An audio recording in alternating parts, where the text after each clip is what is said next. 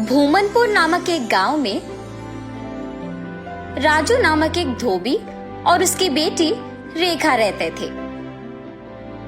हर रोज वो दोनों गांव के लोगों के कपड़े को धोने नदी के किनारे जाते थे। वहां वो कपड़े धो के सुखाते थे और तब सूखे हुए कपड़ों को उनके घर ले जाते थे। राजू उन कपड़ों को इस्त्री करता था और रेखा इस्त्री किए हुए कपड़ों को तय करती थी। तब जिनको जो कपड़े लौटाना है उन्हें अलग अलग जमा करती थी। ऐसे हर दिन वो मेहनत करके पैसे कमाते थे और ऐसे ही कुछ दिन बीत जाते हैं। एक दिन नदी के किनारे जब राजू अपनी बेटी के साथ कपड़े धो रहा था, तब एक भूत उन्हें देखना शुरू करती है।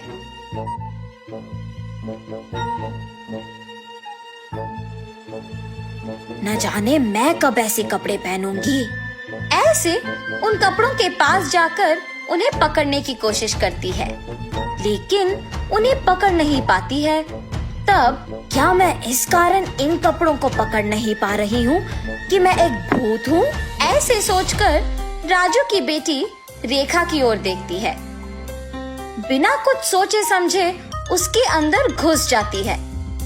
घुसने के तुरंत बाद लाल लहंगा और जैकेट मौजूद जगह को भाग के जाती है और हाथों में कपड़ों को पकड़ के बहुत खुश हो जाती है। बेटी को ऐसे अजीब तरह से पेश आते देख राजू कहता है, हाँ क्या हुआ तुम्हें रेखा? वहाँ खड़ी हो, बहुत सारा काम है, चलो।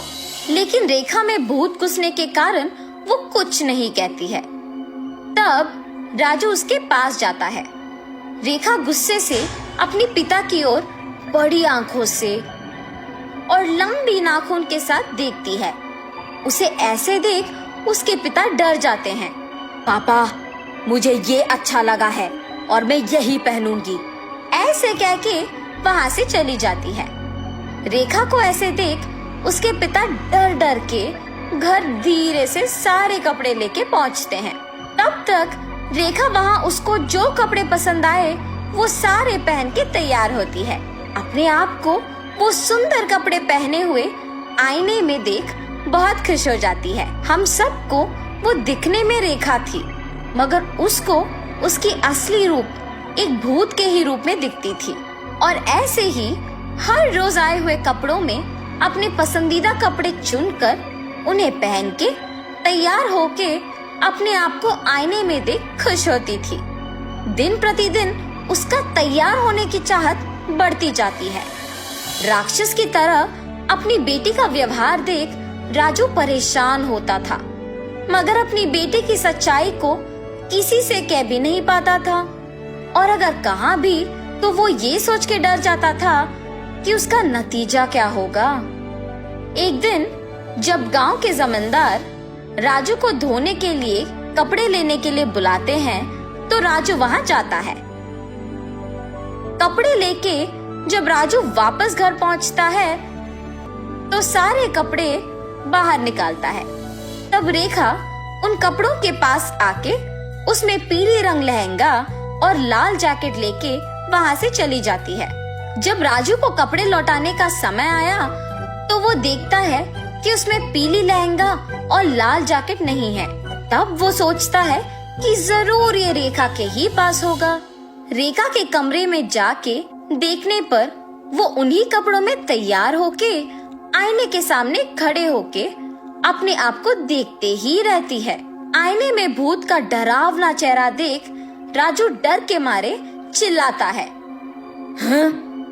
तुम यहाँ क्या कर रहे हो? राजू उसके ऐसे पूछने पर कांपते हुए कहता है, अम्मा, आपने जो कपड़े पहना है वो जमींदार की बेटी की है।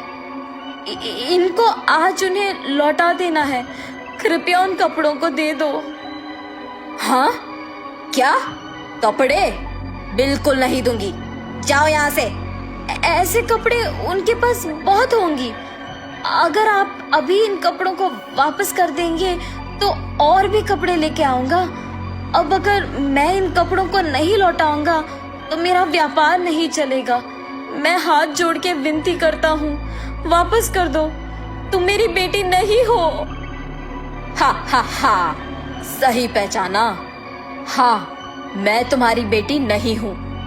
ऐसी और कपड़े हैं? हाँ, बहुत सारे। तो फिर इन कपड़ों की मुझे क्या जरूरत? ऐसे कहकर उन कपड़ों को वहां छोड़ के हवा में उड़ के गायब हो जाती है। ये जान के जमींदार की बेटी के पास बहुत सारे कपड़े हैं, वो सीधा उनके ही घर पहुंच जाती है। अच्छे कपड़ों के लिए सारे कमरे छान मारती है। उस घर में मौजूद जमींदार के परिवार वासियों को राजू की बेटी का व्यवहार कुछ समझ में नहीं आता है। जमींदार की बेटी अपने पिता को बुला के कहती है, पापा पापा, राजू की बेटी रेखा बहुत अजीब तरह से पेश आ रही है। ऐसे कहते ही वो वहाँ जाकर कहता है, ए लड़की, क्या कर रही हो? पागल हो गई हो क्या? जमींदार के ऐसे कहने पर क्रोधित होके रेखा जोर से चिल्लाते हुए अलमारी को उठा के उन पर फेंक देती है। सभी डर जाते हैं और जो कुछ भी वो मांगती है उसके सामने रख देते हैं। रंग बिरंगी कपड़े, जेवर, चूड़ियाँ, सब। हाँ, आओ आओ, मुझे तैयार करते हुए मेरी सेवा करो, आओ।